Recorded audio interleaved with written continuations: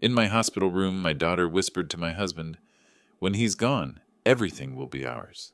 The house, the accounts, everything." He chuckled quietly. "I can't wait to finally get rid of the old miser." They leaned over me, thinking I was still in a coma. Then the doctor came in, looked at them, and asked, "Your father just came out of a coma. Have you talked to him yet?" I slowly opened my eyes and calmly said, "Surprise." At that moment, I saw their entire future crumble before their eyes, and mine was just beginning. Before we continue, please subscribe to the channel and write in the comments what time it is where you are now. The breakfast with Tom had gone well. We'd talked about the old firm, laughed about clients who thought debits and credits were suggestions rather than immutable laws. I felt lighter driving home than I had in weeks, maybe months. The morning sun filtered through the oak trees lining my street, and I remember thinking how good it was to reconnect with people from my past life. That lightness evaporated the moment I opened my front door. Inez and Rodney sat waiting in my living room, not relaxing, waiting. The difference was in their posture, the way they both straightened when I walked in, like predators spotting prey. My daughter manufactured a smile that didn't reach her eyes. "Dad, perfect timing. We need to talk to you about something important." I set my keys on the hall table, hung my jacket carefully on the rack, buying time. "Can it wait? I'd like to change into something comfortable." "No." Rodney leaned forward, elbows on knees. "This opportunity won't wait, Clifton. Just 15,000, 6 months maximum, and we triple it. I've got inside information this time." Inside information. The phrase made my jaw tighten. I walked past them into the living room, settled into my armchair. Inside information. Like the last sure thing? Inez's smile flickered. "Dad, this is different." "Different?" I reached for the small notebook I kept in my shirt pocket. Old habits from 4 decades of accounting. Every transaction recorded, every promise documented. I flipped through pages filled with neat columns. Different from the 35,000 for Rodney's startup that folded in 8 months. Different from the 12,000 for those real estate courses that never led to a single sale. "Those were learning experiences," Rodney said, but his voice had an edge now. "Learning experiences I funded?" I ran my finger down the entries. 33,000 to clear your credit card debt. 18,000 for that franchise opportunity. 5,000 here, 7,000 there. "Do you know what it totals, Rodney?" He said nothing. Inez's expression had frozen into something hard and glassy. $83,000 over 3 years. Show me $1 of profit first. Just one. Inez stood. Her movements were rigid, mechanical. "You're being unreasonable, Dad." "Unreasonable?" I closed the notebook, tucked it back into my pocket. "I'm being financially responsible. Something you two might consider." She turned to face me fully then, and something in her eyes made my skin prickle. The false warmth had burned away completely, leaving something cold and calculated beneath. "That money," she said, each word measured and deliberate. "It'll all be ours eventually anyway. Why not let us use it now when we actually need it?" The room went very quiet. Even Rodney seemed to sense he should stay still. "Is that what this is about?" My voice came out steadier than I felt. "You're planning my estate while I'm still living in it?" Inez's jaw tightened. "I didn't mean it like that." "Then how did you mean it, exactly?" She grabbed her purse from the couch, movements sharp and angry. "Forget it. Just forget it." Rodney stood too, muttering as he followed her toward the stairs leading to their second-floor bedroom. "Stubborn old man doesn't get how business works. Sitting on all that money like some miser while we're drowning." I let them go. What else could I say? I sat in my armchair for a long time after their footsteps faded, staring at the bookshelf across the room without really seeing it.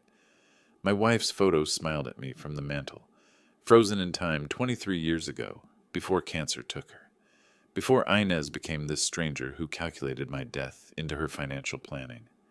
The afternoon crept by.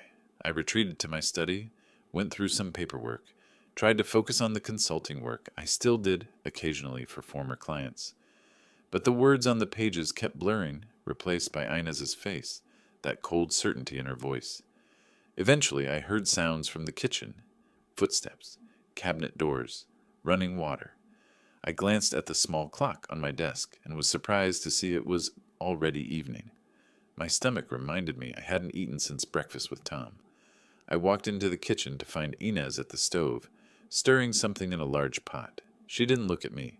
"I made dinner," she said, her voice carefully neutral. "Beef stew, your favorite." My favorite. She remembered that at least. Or maybe she'd just checked the recipe box. The one with my wife's handwritten cards. "You haven't cooked in months." "I should do it more often. We're family, right?" She ladled stew into a bowl, set it at my usual place at the kitchen table. "Sit, eat while it's hot." The steam rising from the bowl carried the rich scent of beef and vegetables. My stomach growled. I sat down, picked up my spoon. Inez watched me from the counter, arms folded, expression unreadable. The first bite tasted fine, rich, savory, just a hint of that bitterness good red wine adds to stew. I took another bite, then another. Inez turned back to the stove, cleaning up. "Where's Rodney?" I asked between bites. "Out. He needed air." I ate steadily, finishing most of the bowl despite the slight bitterness that seemed to grow stronger near the bottom. Probably just the wine reduction concentrating. I pushed back from the table, intending to help with dishes, but my head swam slightly. "I think I need to sit down," I said, but my voice sounded strange to my own ears, distant and hollow. "You're already sitting, Dad." "Right, yes. I meant—" What had I meant? The kitchen tilted sideways, then righted itself. My stomach lurched, not with fullness, but with something sharper, something wrong. I stood, or tried to. My legs felt disconnected from my body, responding seconds too late to my brain's commands. The chair scraped against the tile floor. Inez was saying something, but her words reached me through layers of cotton. The hallway. I needed to reach the hallway, the phone on the hall table. Call someone. Tom, maybe, or Dr. Patterson, my physician for 20 years. My hand found the doorframe, gripped it. Each step took monumental effort. Behind me, Inez's voice drifted. "Dad, are you okay?" No, I wasn't okay. The floor kept shifting, rising and falling like a ship's deck. My vision narrowed, edges going dark, the hallway stretching impossibly long. The phone sat on the table near the front door, maybe 20 feet away. Might as well have been 20 miles. I forced my legs forward. Left foot, right foot. The mechanics of walking suddenly complex and foreign. My shoulder hit the wall, hard enough to hurt, but the pain felt far away. The phone was close now. So close, I reached for it. My legs gave out completely. I crashed against the staircase railing, my ribs taking the impact. The phone fell from my nerveless fingers, clattering on the hardwood floor, spinning away. I tried to call out, but my tongue was thick and useless in my mouth. The floor rushed up to meet me. Darkness swallowed everything. Somewhere far away, I thought I heard a door open, footsteps. But consciousness slipped away like water through my fingers. Bright lights, beeping sounds, voices speaking urgently in medical terms I couldn't quite grasp. I tried to open my eyes, but my eyelids felt like lead weights, refusing to obey. Something cold pressed against my arm, pressure on my chest. More voices, closer now. "BP stabilizing at 120/75. Oxygen saturation coming up, 94%. "Mr. Marshall, can you hear me?" "Mr. Marshall, squeeze my hand if you can hear me." I forced my eyes open. The brightness stabbed through my skull. White ceiling tiles swam above me, too bright, too close. A face materialized, hovering over mine. Female, young, wearing blue scrubs, and a concerned expression. "There you are," she said, and her voice was gentle. The first gentle thing I'd experienced in what felt like forever. "Welcome back, Mr. Marshall. I'm Jennifer, your nurse. You're in the hospital. You're safe." Hospital. The word took time to process, to connect to anything meaningful. I tried to speak, but my throat was raw, scraped clean. Only a hoarse croak emerged. "Don't try to talk yet." Jennifer held a cup with a straw to my lips. Small sips, very small. The water was cold, almost painful going down, but I'd never tasted anything better. After a few sips, she pulled the cup away despite my weak protest. "More in a minute. We need to go slow." Slow. Everything felt slow.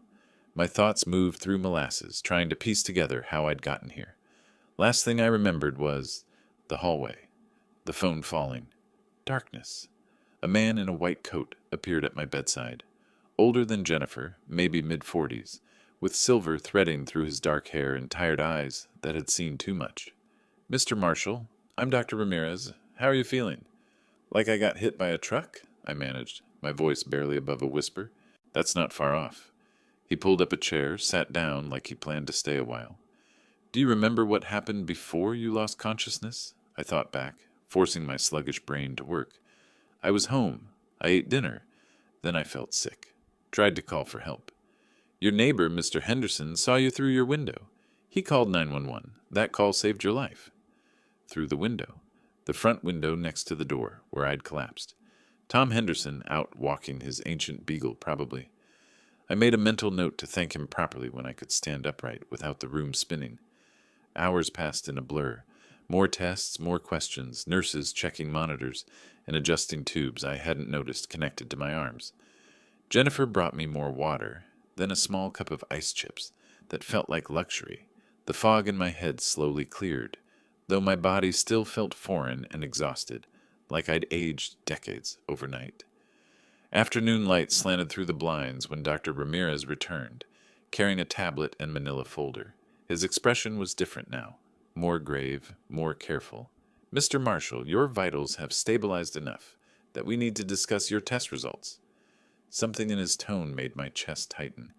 I struggled to sit up straighter, but my muscles protested. "How bad?" He set the tablet aside, opened the folder, and handed me a printed report covered in medical terminology and numbers.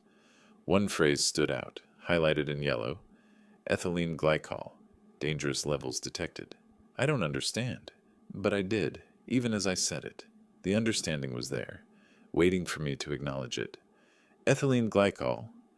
Dr. Ramirez's voice was steady, professional, but I caught the undercurrent of something else. Anger, maybe. "It's commonly found in antifreeze, Mr. Marshall. Without immediate treatment, you would have experienced kidney failure, possibly death, within days." "Antifreeze!" The word sat between us like a physical object. How long was I unconscious? 36 hours in a coma. Your neighbor's quick action and the paramedics' response time were crucial. Even a few more hours. He trailed off, but I understood. A few more hours and Tom wouldn't have found anyone to save. 36 hours! I repeated it, trying to make it real. A day and a half, gone. Could it have been accidental? Something I drank by mistake? Dr. Ramirez met my eyes directly. "This type of poisoning doesn't happen by accident, Mr. Marshall. Ethylene glycol has a sweet taste that's sometimes added to food or drink deliberately. Given the amount in your system, this was ingested recently, probably within hours of your collapse." The hospital room felt smaller suddenly. The beeping of monitors seemed louder. I closed my eyes and immediately saw it all again. The kitchen, Ina's at the stove, the bowl of stew steaming in front of me, her watching me eat, arms folded, expression carefully blank. It'll all be ours eventually anyway. "My dinner?" I whispered. "My daughter made dinner." Dr. Ramirez said nothing, but I saw understanding flicker across his face. "She doesn't cook. She hasn't cooked in months, maybe a year. But last night, she made beef stew. Insisted I eat while it was hot. Stood there watching me finish every bite." The bitterness, that strange aftertaste I'd dismissed as concentrated wine. My hands started to shake, and I gripped the edge of the hospital bed to steady them. Jennifer stepped closer, but I waved her away. "Where are they?" My voice came out harder now, steadier. "My daughter and her husband.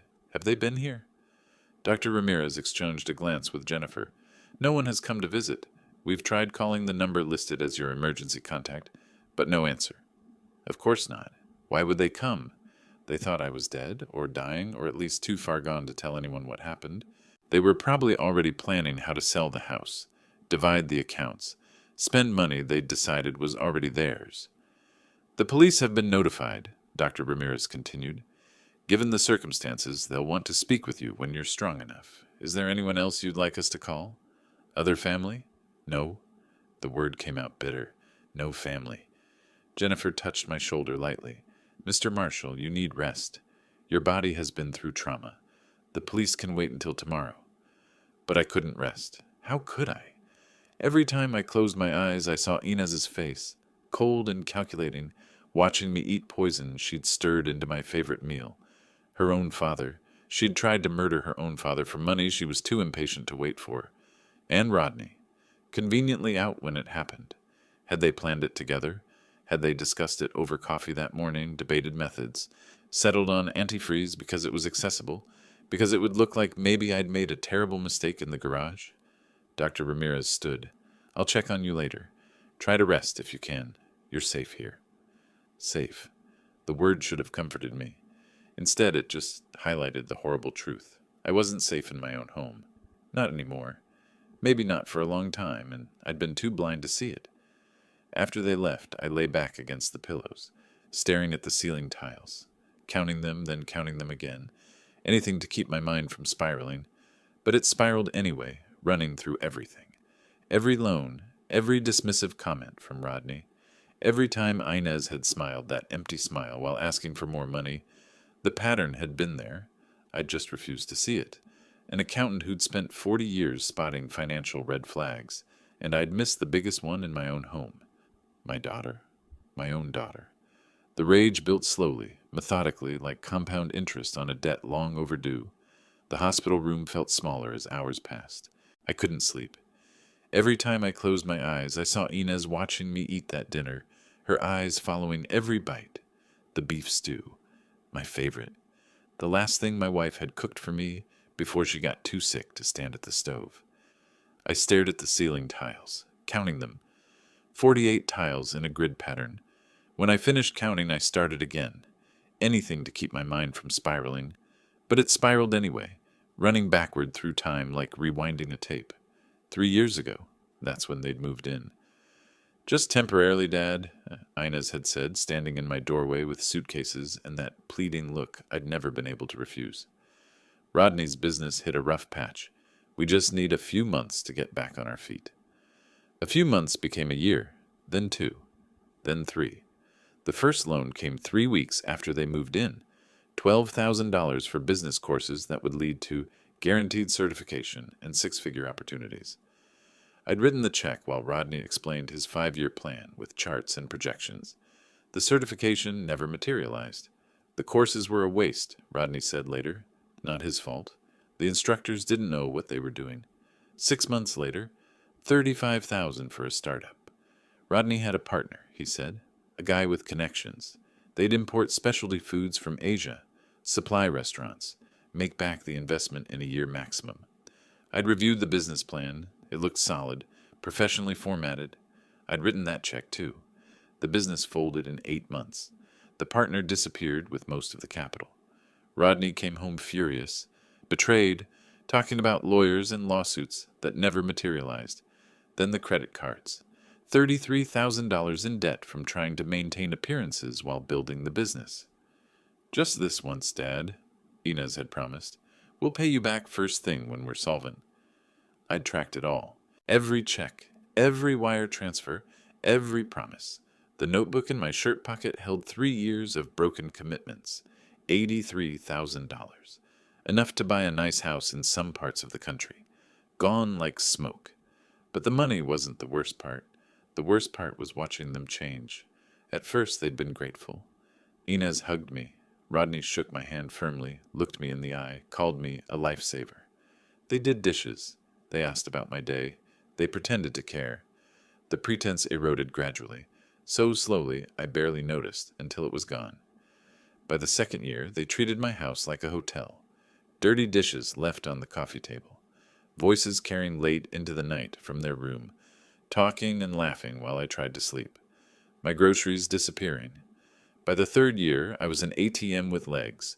They'd pass me in the hallway without speaking. When they did speak, it was about money. Always money.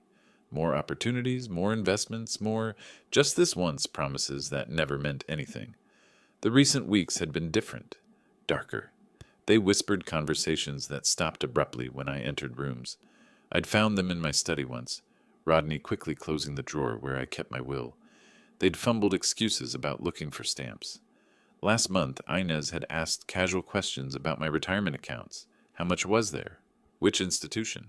Who was listed as beneficiary? I'd deflected, uncomfortable with the interrogation disguised as concern. 2 weeks ago, Rodney had brought up life insurance over dinner. Did I have a policy? How much? When was the last time I'd updated it? I'd left the table without finishing my meal. They were counting my money before I was cold, planning their lives around my death. And when I refused to die fast enough, when I refused to hand over more cash to fund their fantasies, they decided to accelerate the timeline. My hands clenched the hospital sheets. The machines beeped their steady rhythm, monitoring my damaged organs, tracking the antifreeze still working through my system. My daughter had done this, had looked me in the eye, smiled her empty smile, and stirred poison into my food. The door opened. Jennifer stepped in, checking the monitors with practiced efficiency. She glanced at me, seemed surprised to find me awake. "Mr. Marshall? I thought you'd be resting." "Can't sleep." She adjusted something on the IV pole, made a note on her tablet. "Your vitals are improving. That's excellent progress." "Jennifer," I kept my voice level, "has anyone come to visit?" Her expression shifted slightly. "Your daughter and her husband are in the waiting area. They arrived about 20 minutes ago. Should I send them in? Visiting hours just started." My daughter and her husband, here to check on their investment, see if I was dead yet, or close enough. An idea crystallized, sharp and clear. "Jennifer, I need to ask you something unusual." She set down the tablet, giving me her full attention. "What is it?" "Don't tell them I'm awake." The words came out steady, deliberate. "Let them think I'm still unconscious." Her eyes widened. "Mr. Marshall, I'm not sure that's appropriate. They've been very worried." "Have they?" I met her gaze directly. "Have they really?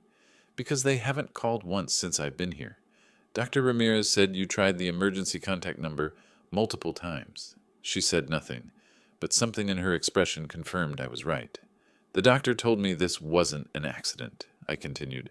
"Someone poisoned me deliberately. I need to know the truth. I need to hear what they say when they think no one's listening." Jennifer's professional mask cracked slightly.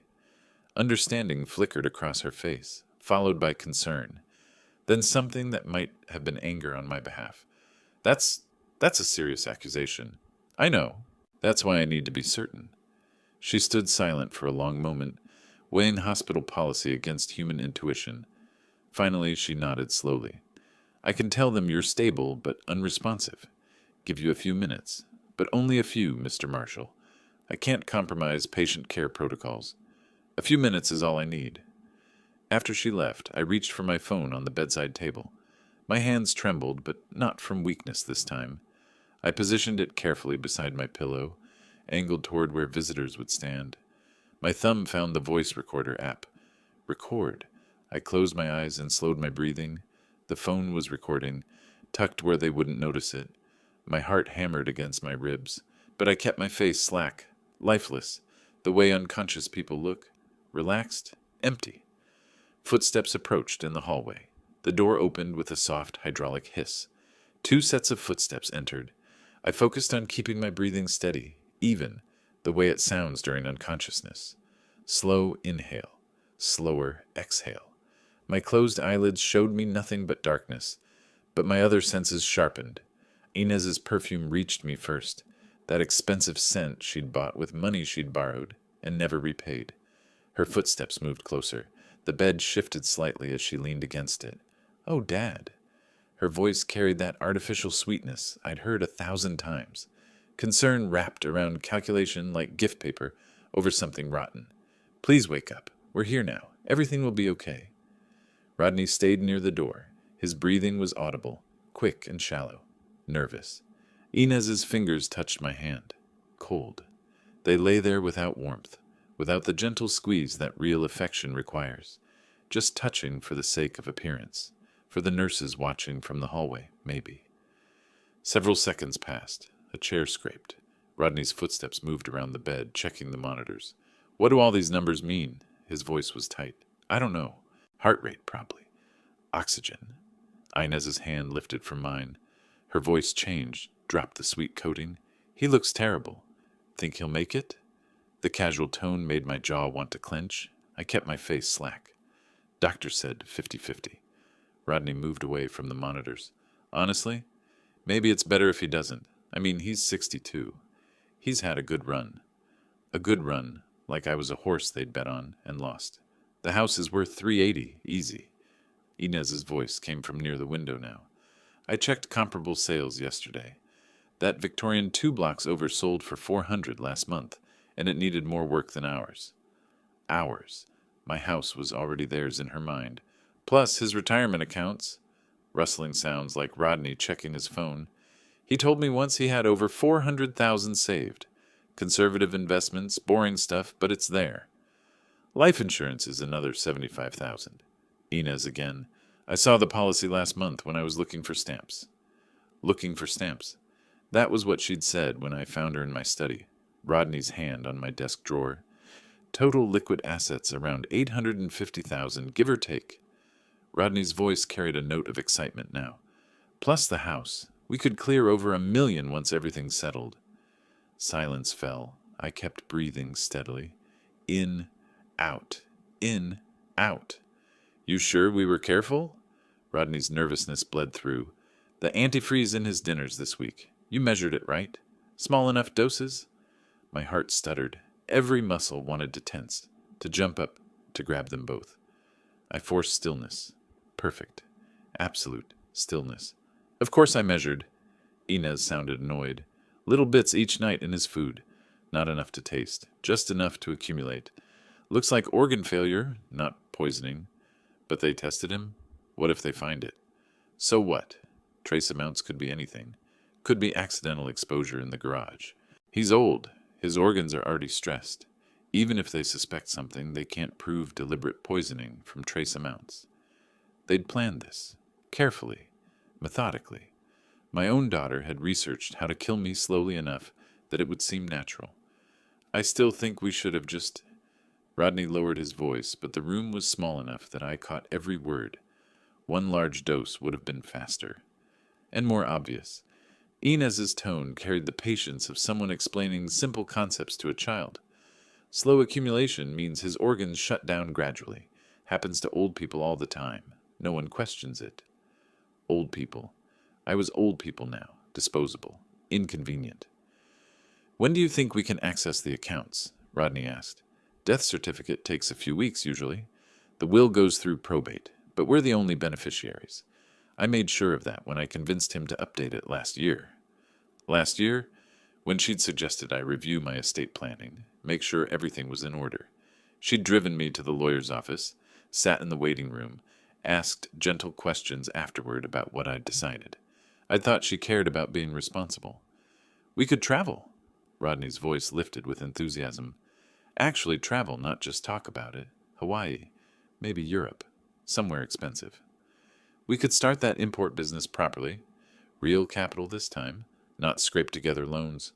Buy a decent car. Not that old sedan he refused to replace.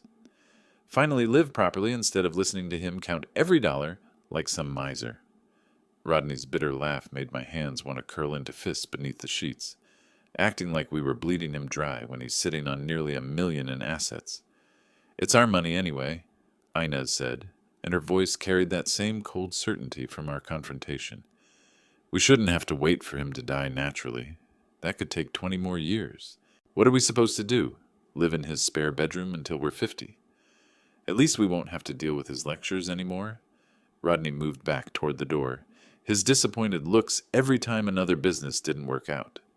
Some people aren't meant to be entrepreneurs, Inez said. He never understood that.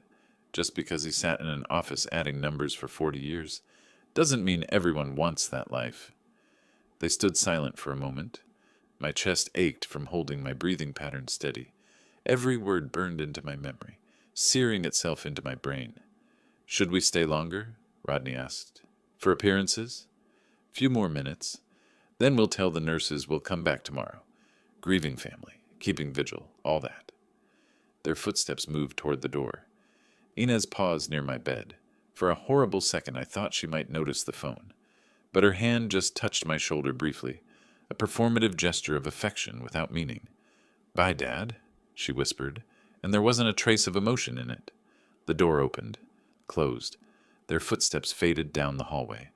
I lay perfectly still for 30 more seconds, counting them, making sure they were truly gone. Then my eyes snapped open. My hands shook as I lifted the phone, stopping the recording. The screen showed the file. 43 minutes of audio. Every confession. every plan, every cold calculation about my death. The trembling wasn't from weakness anymore. It was pure rage, crystallized into something hard and patient. I spent the next 20 minutes listening to the recording 3 times, ensuring every word was clear. Then I waited. Nurse Jennifer appeared in the doorway, her expression questioning. "Mr. Marshall, are you all right? I need a favor?" I gestured to the chair beside my bed. 2 favors, actually." She sat, wariness mixed with curiosity in her eyes. "What kind of favors?" "Call my daughter and her husband. Tell them I'm awake. Ask them to come back." Her eyebrows rose. "You want them to return? After what you—" "I need them to know I heard them." The words came out flat, certain. "I need to see their faces when they realize." Jennifer studied me for a long moment. Whatever she saw there made her nod slowly. "And the second favor?" "Ask Dr. Ramirez to stop by. Timing matters." She left without further questions. I lay back against the pillows, phone clutched in my hand, and waited. The 20 minutes that followed felt eternal. I rehearsed what I'd say, how I'd look at them, decided against emotional outburst. Cold control would cut deeper. The machines beeped their steady rhythm. My heart rate stayed calm on the monitor despite the adrenaline coursing through my system. I'd spent 40 years maintaining composure during tense audits, facing down executives who'd cooked their books. This was just another audit, just another set of numbers that didn't add up.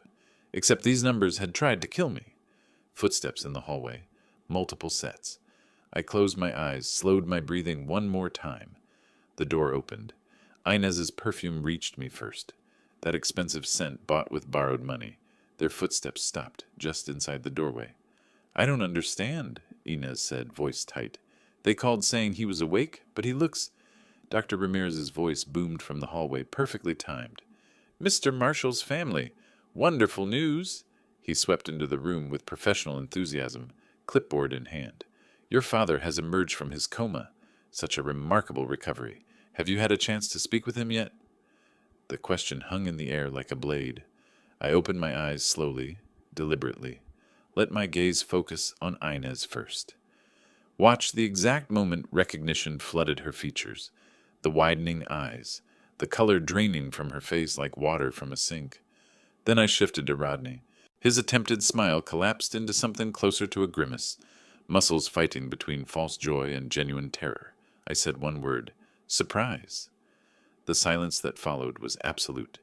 Even the machines seemed quieter. Inez recovered first, or tried to. "Dad." "Oh, we were so worried. We've been here the whole time." Her voice cracked on worried. The false brightness in her tone was like fingernails on glass. Rodney stammered, This is wonderful news. We were saying how much we—" He trailed off. Neither of them could maintain eye contact. Their gazes skittered around the room, landing anywhere but on me. I watched their panic build, watched them calculate what I'd heard, what I knew. Dr. Ramirez glanced between us, professional smile faltering as he sensed the wrong temperature in the room. "Well, I'll give you some family time. Mr. Marshall, your vitals look excellent. We'll discuss discharge planning tomorrow." He left. The door closed with a soft click. Inez took a step forward. "Dad, we need to talk about—" I raised one hand. The gesture stopped her mid-sentence. "I need rest." My voice came out exactly how I wanted it. Cold, flat, empty of anything resembling warmth. "Leave now. We'll talk later. Much later." "But Dad, you don't understand. Leave." They stood frozen for 3 heartbeats. Then Rodney grabbed Inez's arm, pulling her toward the door. She resisted briefly, mouth opening for another attempt at explanation, but something in my expression made her close it again. They left. Quick steps, almost running. The door swung shut behind them. I sat in the sudden silence, my hands shaking now that they were gone. Not from weakness, from the effort of maintaining that control, of not screaming at them, of not letting 40 years of rage pour out in an incoherent flood.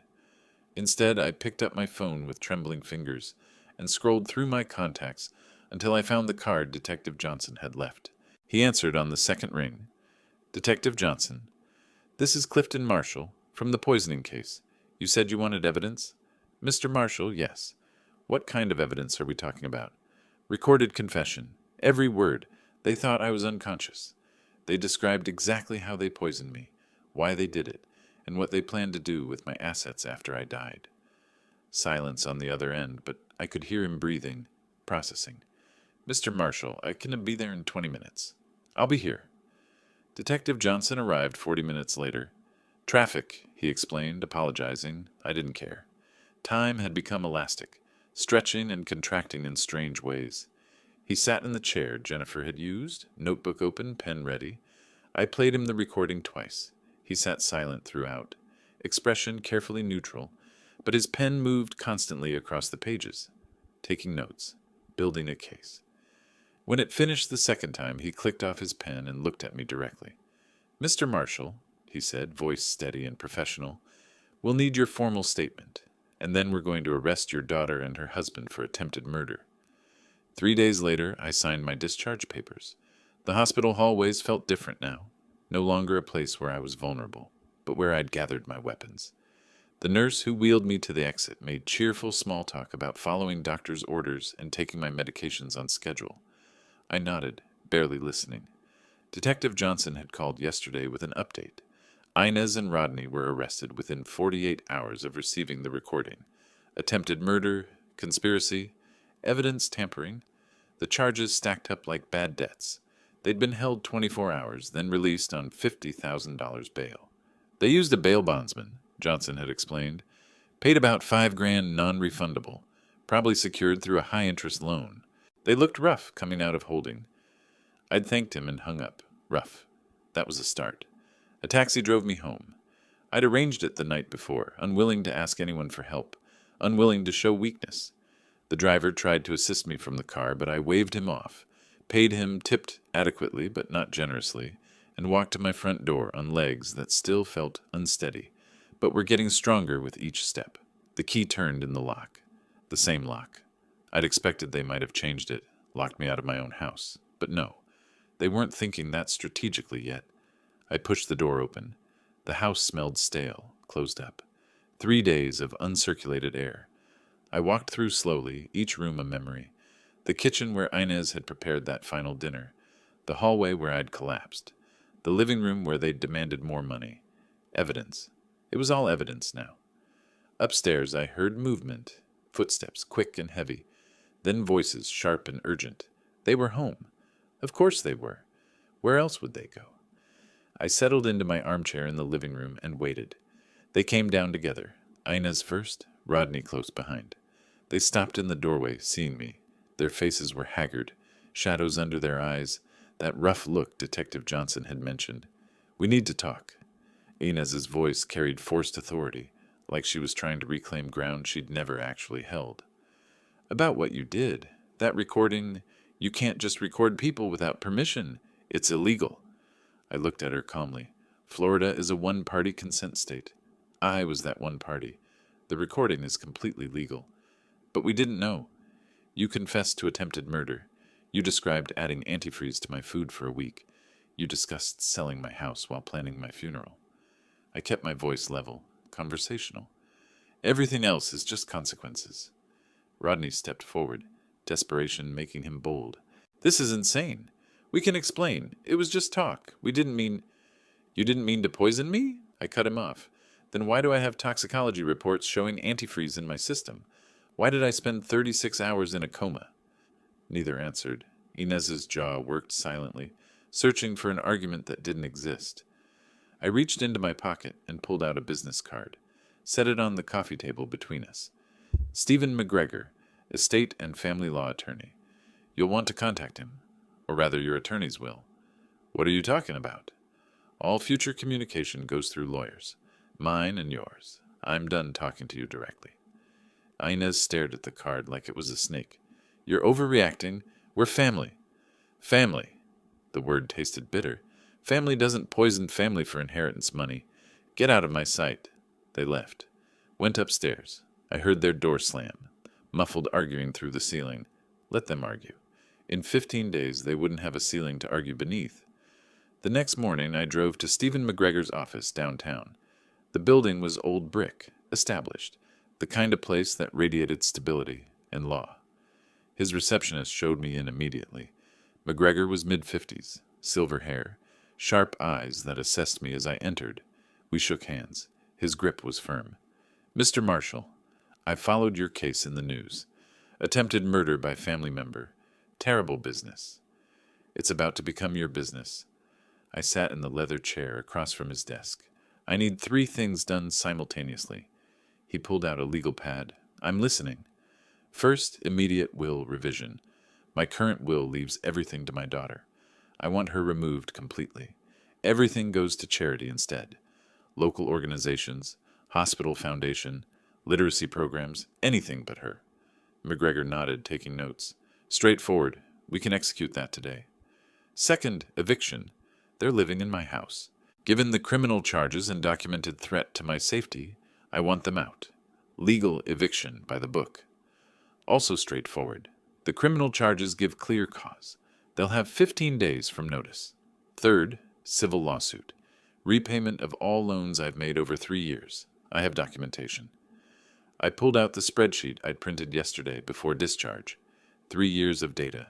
Every transaction highlighted and cross-referenced. McGregor's eyebrows rose as he reviewed it. "This is exceptionally thorough.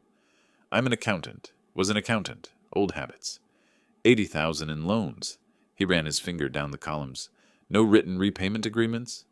Oral promises only. Family arrangement. Statute of limitations is 4 years for oral contracts in Florida. We're well within that. I'll file for the principal amount plus 5% annual interest. That's the legal presumption rate. Plus legal fees and costs." He calculated quickly. "Total claim around 95,000. Do it?" We spent the next 2 hours going through documents. The will revision came first. McGregor pulled up a template. We specified the charities, and I signed. A notary was called in. 3 signatures, 2 witnesses, and Inez was erased from my estate. The eviction notice took longer. McGregor wanted the language precise, citing the criminal charges, the threat to my safety, the legal grounds. When he finished drafting it, I read it twice. Perfect. The civil complaint was last. McGregor attached my spreadsheet as Exhibit A. Every loan, every date, every broken promise was now court record. "These will be filed today," McGregor said as I prepared to leave. "The eviction notice and civil suit will be served within 48 hours. They'll have 15 days to vacate and 20 days to respond to the lawsuit." "Good. Mr. Marshall." He paused at the door. "This is comprehensive legal action. They're going to be under significant pressure. Criminal charges, eviction, civil suit. Are you prepared for how they might react?" "They tried to murder me for my money." I met his gaze directly. "I'm prepared for anything." I drove home, parked in my driveway, walked to my living room window, and waited. 2 days later, a process server appeared. I watched from behind the curtain as he rang the doorbell. Rodney answered, confused. The server handed him papers, said something official, and left. Rodney read the eviction notice twice, face darkening from confusion to rage. Inez snatched it from his hands. Even from 40 feet away, I could see her knees buckle slightly. 15 days. They had 15 days to find somewhere else to live. The first week after the legal filings hit them like a financial avalanche. I tracked each development with the same attention I'd once given quarterly audits, maintaining a detailed spreadsheet of their declining circumstances. 2 days after receiving the eviction notice, they found an attorney willing to take their case. Barry Whitmore operated from a strip mall office between a nail salon and a tax preparation service. I learned about him through McGregor, who received notice of his appearance as their counsel. Whitmore filed a motion to dismiss the eviction, arguing that family members couldn't be evicted under Florida housing law protections. McGregor called me that afternoon. He's technically correct that Florida has family member protections in some circumstances, but criminal charges override those protections. The hearing is scheduled for next week. The courtroom was smaller than I'd expected. Generic wood paneling, fluorescent lights that flickered occasionally. The judge's bench elevated just enough to confer authority. I sat in the gallery, 3 rows back, wearing a dark suit that I'd had to have altered. I'd lost weight during the hospital stay. Inez and Rodney sat at the defendant's table with Whitmore between them. Inez wore a conservative dress I'd never seen before, probably purchased for court appearances. Rodney's suit was wrinkled at the shoulders. Neither looked at me when they entered. Judge Martinez was mid-50s, efficient in her movements. She read through the motions quickly, then looked at Whitmore. "Counselor, you're arguing family member exemption prevents eviction?" Whitmore stood. "Yes, Your Honor. The petitioner's daughter and her husband have resided in the property for 3 years. Florida law provides protections for family members to prevent—" "Mr. Whitmore," Judge Martinez's tone stopped him cold. "Are you aware your clients are currently under indictment for attempted murder of the property owner?" "Yes, Your Honor, but those charges are unproven, and—" "Criminal charges of attempted murder constitute extraordinary circumstances. The landlord's safety concerns are valid and compelling. Motion denied. 15 days stands from original notice date." She checked her calendar. "That gives them until Thursday of next week. Next case." Whitmore stood frozen for a moment, then gathered his papers. Outside the courtroom, I watched him deliver the news to his clients. "We can appeal, but honestly," he looked uncomfortable, "with the attempted murder charge, I'd recommend focusing on the criminal defense instead." They paid him his fee. I saw Rodney counting cash from his wallet and left separately. I walked to my car alone, satisfied with the efficiency of actual justice. The next morning, McGregor executed the bank garnishment. The civil suit allowed us to freeze assets pending judgment. Rodney's savings account, $8,000, his entire emergency fund, was locked. McGregor forwarded me the email chain. Rodney had called the bank, then his attorney, then sent increasingly frantic messages to various people trying to understand what had happened. $8,000. They froze $8,000. How are we supposed to live? The answer, I knew from experience, was credit cards. High interest, predatory rate credit cards that would charge them 24% annually while they tried to stay afloat. They'd need first month, last month, and security deposit for any new apartment. With the garnishment, they'd have to borrow it all. 3 days before their move-out deadline, I drove past several apartment complexes in the less expensive parts of town. I wasn't following them exactly, just happened to be in the area, running my own errands. At the third complex, I saw the rental truck in the parking lot. They were moving into Palmetto Gardens Apartments, a rundown complex near the industrial district. 1 bedroom, $1,200 a month based on the sign out front. The units had water-stained siding and chain-link fences around tiny patios. I parked across the street and watched for a few minutes. Inez carried a box from the truck, moving slowly, like each step took effort. Rodney followed with a lamp, which he set down hard enough that I heard the base crack from 40 feet away. They'd lived in my 4-bedroom house with a 2-car garage and a 1/4-acre yard. Now they had 600 square feet and a view of a parking lot. A week later, through a mutual acquaintance at the business association, I learned Inez had taken a job, Sonny's Diner on Colonial Drive. Waitressing, $12 an hour plus tips. She'd been unemployed for 2 years, living off my money, and now she was back in service work. I drove past the diner one evening. Through the window, I could see her in the uniform. Teal dress, white apron, name tag. She was taking an order from a family of 4, pen moving across her pad, body language screaming exhaustion. The same acquaintance mentioned Rodney was trying to restart his business ventures. Emails to potential investors, lunch meetings, another pitch for another guaranteed opportunity. He was hiding the criminal charges. Meanwhile, their marriage was showing serious fractures.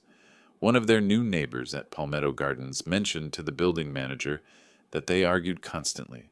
Loud fights late at night about money, about whose fault everything was. The building manager mentioned it to McGregor, who mentioned it to me. Small town, connected networks. In my home office, I updated my spreadsheet. Eviction completed. Garnishment executed. Employment status. Inez working minimum wage. Rodney unemployed. Housing downgraded to cheap apartment. Marriage deteriorating. Each line item represented calculated consequences, not vindictive pleasure, just systematic accountability. Through my former colleague at the business association, I learned Rodney was networking again. Emails sent to potential investors, lunch meetings scheduled, another business pitch in development. He was hiding the criminal charges. That, I decided, needed to be corrected. Robert Chen had worked with me for 15 years at the audit firm before I retired. When I called him at the Orlando Business Development Association, he listened carefully to what I needed. Robert, I need you to understand something. My daughter and her husband tried to poison me. It's not rumor. They're charged with attempted murder. I have the evidence. And Rodney is currently pitching investors without mentioning any of this. Silence on the other end. Then, Clifton, I knew you'd been in the hospital, but attempted murder? Your own daughter? Case number 2025 CR 08847. Detective Johnson at Orlando PD can confirm everything. Public record. What do you need from me? He's meeting with people in your network. They deserve to know who they're dealing with. Robert was quiet for a moment. You're right. They do. I'll make some calls. Within 2 days, Rodney's calendar cleared. Investor meetings canceled without explanation. Networking contacts stopped responding to emails. The business community in Orlando was smaller than people realized. Word traveled fast when it needed to, but I wanted it to travel further. Robert had another connection, Michelle Torres at the Orlando Sentinel. She covered local crime and business stories. Through Robert, I made sure she learned about the case. Not directly from me, just a casual mention that there was an interesting attempted murder case involving a local family. Financial motives, pretty compelling evidence. Journalists verify, that's their job. Torres checked the court records, confirmed the charges, reached out to Detective Johnson for comment. 3 days later, the article published, Local couple charged in elderly father's poisoning. It was approximately 800 words. Professional, factual, no sensationalism. It included our names, the charges, a brief summary of the case.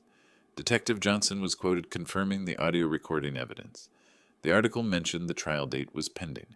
I read it twice at my kitchen table with my morning coffee. Then I watched what happened next. The online version appeared simultaneously with the print edition. Within hours it started spreading. Facebook shares, Nextdoor community discussions, local crime watch groups. Someone posted it to a LinkedIn discussion about elder abuse. The comments accumulated. Most expressed shock and condemnation. Some debated innocent until proven guilty, but they were the minority. The story hit that particular nerve. Adult children betraying elderly parents for money. It resonated. By evening, the article had 200 shares and 50-plus comments across various platforms. Our names were now permanently associated with attempted murder in a searchable digital format. The consequences came faster than even I'd calculated. Inez's manager at Sonny's Diner saw the article, or more likely, one of her coworkers saw it and showed the manager. Either way, she was fired within 24 hours. Terminated effective immediately due to negative publicity, according to the text message she sent to Rodney, which he screenshot and sent to their public defender, which ended up in court discovery, which McGregor shared with me. Their few remaining friends stopped contact. I knew this because I drove past their apartment complex one evening and saw a car I recognized, a couple who used to visit them at my house, pull into the parking lot, then immediately leave after the driver checked their phone, presumably reading something, presumably about the article. Rodney's mother called me 4 days after publication. Patricia was 71, lived in Tampa, and had been sending Rodney money periodically to help with rent. She'd thought this was all some family dispute I was exaggerating. Mr. Marshall, her voice shook. I just read the article. I've been sending Rodney money. I thought you were being vindictive after some argument. I didn't know they actually... I'm so sorry. Mrs. Patricia, you're not responsible for your son's choices. I appreciate you reaching out. I've told him I can't help anymore. I can't believe he would do something like that. The conversation lasted 30 minutes. She apologized repeatedly. I accepted gracefully. When we hung up, I added another line to my spreadsheet. Family support. Eliminated. The article had done what court documents alone couldn't, transformed their crime from legal matter into public shame. Every Google search of their names would now return that article. Every potential employer, every landlord, every future business contact would find it instantly.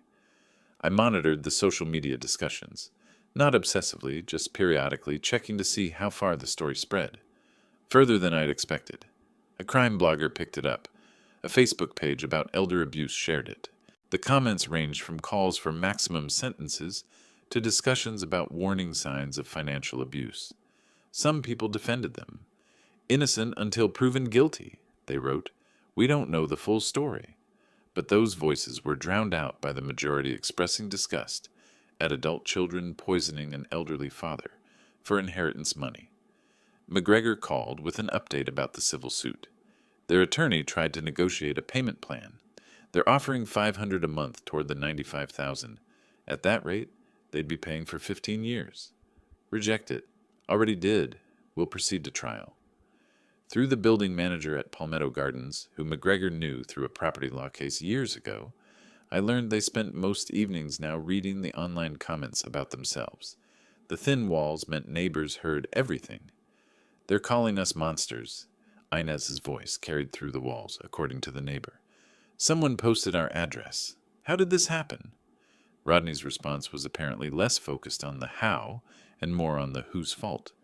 The arguments intensified. Blame shifting, accusations about whose idea the poisoning had been, who couldn't measure the doses properly, who spent too much on the cheap attorney. A marriage under pressure reveals its foundation. Theirs, apparently, was built on mutual greed rather than any actual partnership. When the greed stopped working, nothing remained. I didn't take pleasure in their suffering. That wasn't what this was about.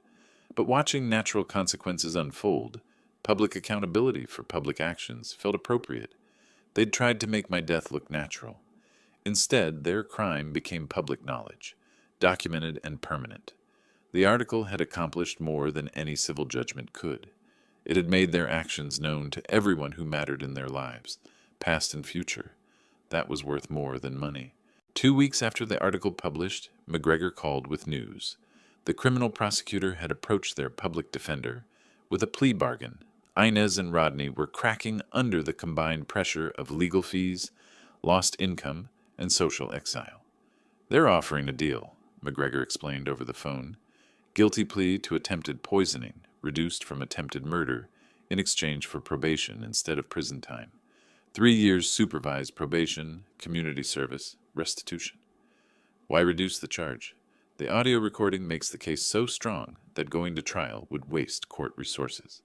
The prosecutor knows they'll plead guilty eventually. This just speeds up the process and saves taxpayer money. I considered this. Prison had seemed appropriate for attempted murder, but probation with a permanent criminal record, combined with the civil judgment and social consequences, created a different kind of justice. Longer lasting, maybe. What do you recommend? Take it. The guilty plea is what matters. Formal admission in court.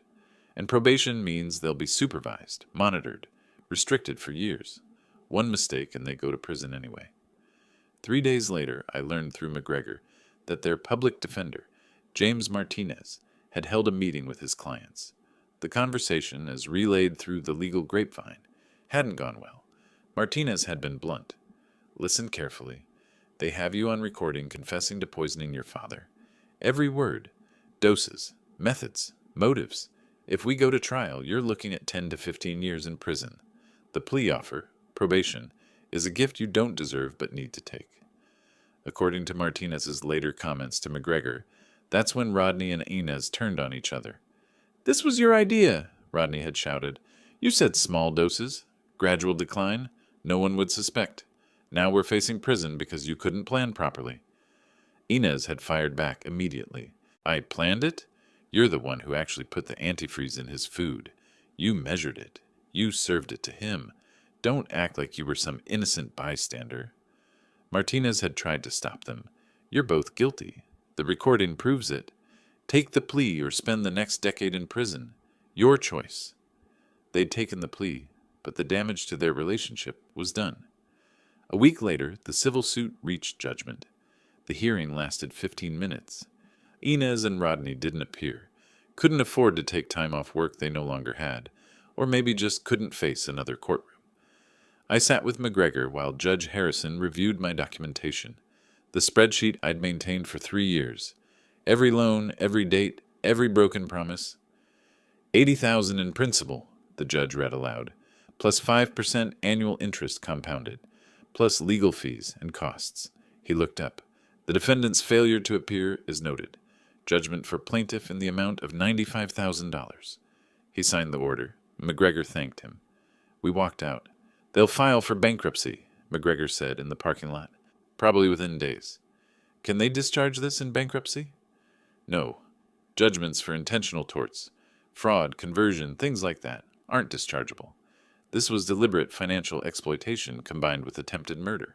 They'll owe you this money for the rest of their lives. We'll garnish wages. Probably get $200 to $300 monthly from each of them for the next 20 years. 20 years. 240 months of reminders that actions have consequences. That seems appropriate, I said. They both filed for bankruptcy within 10 days. Chapter 7. Liquidation of assets. Not that they had assets anymore, but the filing went on their credit reports, destroyed their credit scores, made future loans nearly impossible, and then they learned what McGregor had already told me. The judgment wouldn't go away. Through the court system, caseworkers who knew McGregor, clerks who processed paperwork, I learned their marriage was disintegrating completely. They'd started discussing divorce even before the criminal case resolved. I want a divorce, Inez had told Rodney, according to their shared caseworker. I can't even look at you anymore. Everything we tried to get from my father, we lost because of your incompetence. Rodney's response, my incompetence? You're the one who wanted him dead. I'm filing first, and I'm telling the judge this was all your idea. Mutual destruction. They'd tried to murder me for money and ended up destroying each other instead. The plea hearing was scheduled for the following Tuesday. McGregor asked if I wanted to prepare a victim impact statement for the court. I spent 3 days writing it, reducing 3 years and $83,000 and a week in a coma into 2 pages of measured factual testimony. No emotional manipulation, no begging for harsh punishment, just truth, presented the way I'd once presented audit findings to executives who'd cooked their books. Paragraph 1, financial exploitation over 36 months, documented with dates and amounts. Paragraph 2, the poisoning itself, the medical evidence, the 36-hour coma, the neighbor who saved my life. Paragraph 3, the betrayal of trust, the destruction of our family relationship, the permanent impact on my sense of safety. Paragraph 4, the consequences they now faced, legal, financial, social, and my belief that the justice system had worked exactly as designed. I read it over 3 times, making small edits, removing any phrase that sounded vengeful or bitter. This wasn't about revenge. It was about accountability, about making sure the record showed exactly what they'd done and exactly what it had cost. On Monday evening, McGregor called one final time. They've both signed the plea agreement. The hearing tomorrow is just formality now. The judge will accept their guilty pleas. You'll read your statement. She'll pronounce sentence. Should take 45 minutes. And then it's over? The criminal case, yes. Civil judgment enforcement continues for years. But the main legal proceedings, over. I hung up and sat in my study for a long time. Tomorrow, my daughter would stand in court and formally admit she'd tried to poison me. Would say the word guilty out loud, on the record, permanently. Part of me, the part that remembered her as a child, that had walked her down the aisle at her wedding, that had believed family meant something, felt grief. But the larger part, the part that had spent 36 hours unconscious while my organs failed, felt only quiet satisfaction that justice was nearly complete. The courthouse steps felt different on the morning of the sentencing hearing. 6 weeks ago, I'd been a victim. Now I walked through those doors as something else, someone who'd taken every legal avenue available and used them exactly as designed. McGregor met me in the lobby. We rode the elevator in comfortable silence to the 3rd floor. Courtroom C, Judge Sarah Morrison presiding. Inez and Rodney were already there, sitting on opposite ends of the defendant's bench with their public defender, between them like a human buffer. They didn't speak to each other, didn't even look at each other. Inez wore a plain black dress. Her hair was pulled back severely. She'd lost weight, the sharp angles of her face more pronounced than I remembered. When she saw me enter, something broke in her expression. Not defiance, not anger, just raw, undisguised shame. Rodney slouched in his seat, staring at the floor. His suit was the same wrinkled one from the eviction hearing. He didn't look up when I passed. All rise. Judge Morrison entered. Mid-50s, gray hair and a neat bun, the bearing of someone who'd seen too many cases like this. She settled at the bench and reviewed the file briefly. We're here for sentencing in the matter of the state versus Inez Marshall and Rodney Marshall, case number 2025, CR 00847. Both defendants have entered guilty pleas to attempted poisoning. Is that correct? Yes, Your Honor. Their public defender stood. Both defendants wish to enter their pleas and proceed to sentencing. Ms. Marshall, the judge looked directly at Inez, you have entered a guilty plea to attempted poisoning. Before I accept this plea, I need you to acknowledge in your own words what you did. Did you participate in poisoning your father with antifreeze? Inez stood slowly, her voice barely carried. Yes, Your Honor. I did. And you understand this is a felony conviction that will remain on your record permanently? Yes. Mr. Rodney? Rodney stood without looking up. Yes. Yes what, Mr. Rodney? Yes, I participated in the poisoning. And you understand the permanent nature of this conviction? Yes. Judge Morrison made notes. I'll hear the victim impact statement now, Mr. Marshall. I stood and walked to the witness stand. The bailiff held out a Bible, then remembered and substituted a simple affirmation. I raised my right hand, confirmed my identity, took my seat. The courtroom was quiet. I unfolded my typed pages and began reading.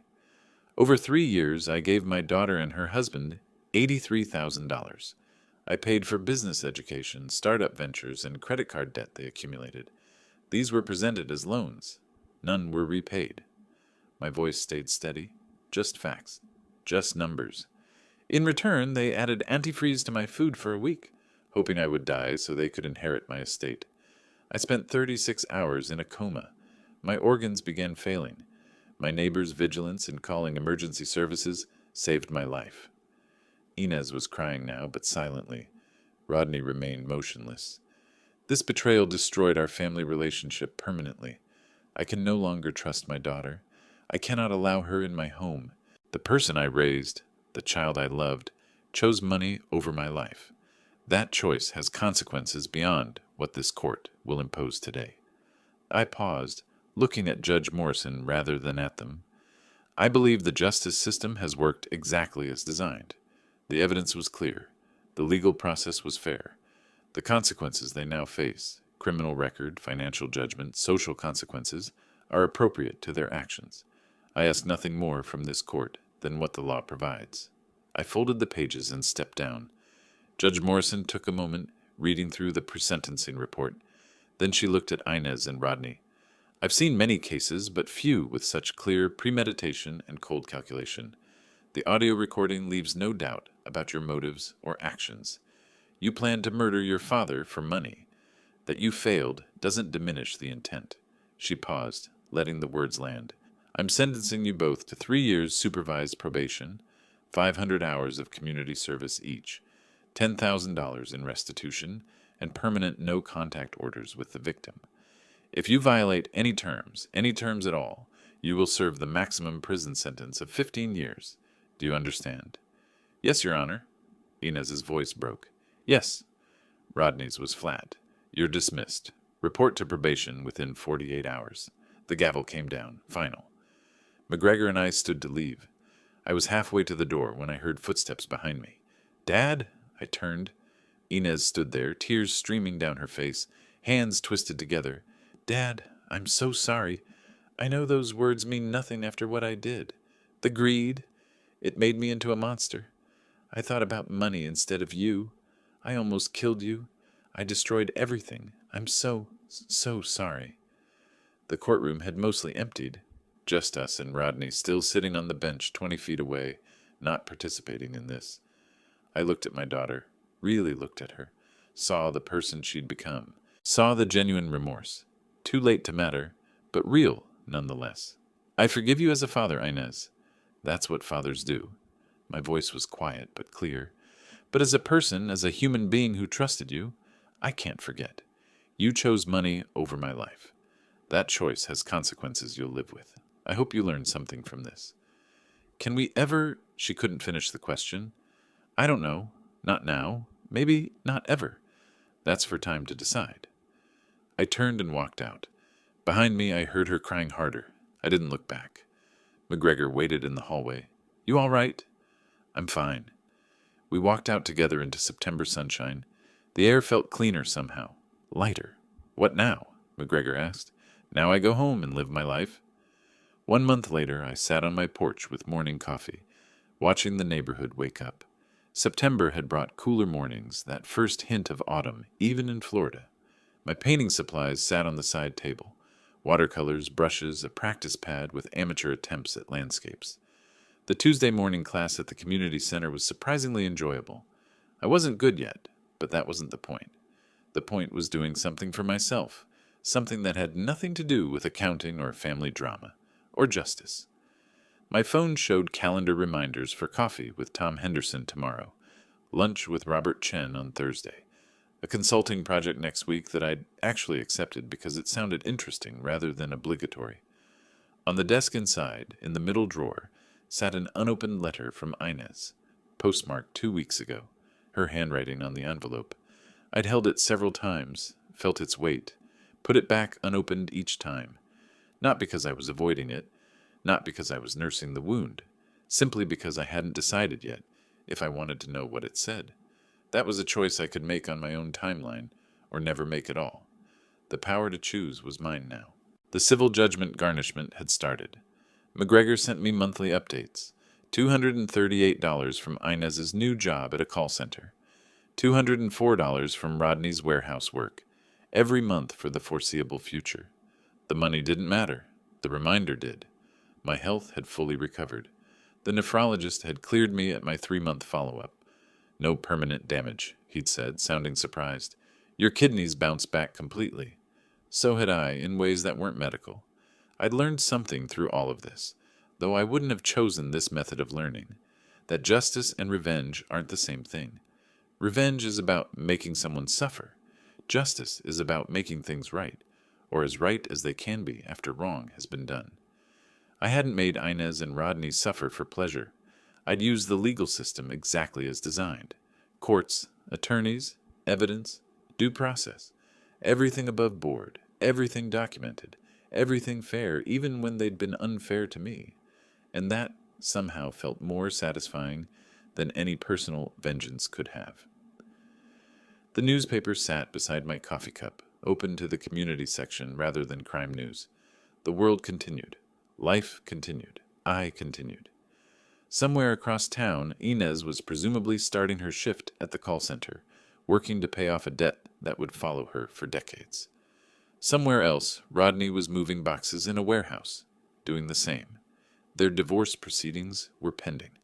Their lives had been thoroughly dismantled. I felt no joy in that. But no guilt either.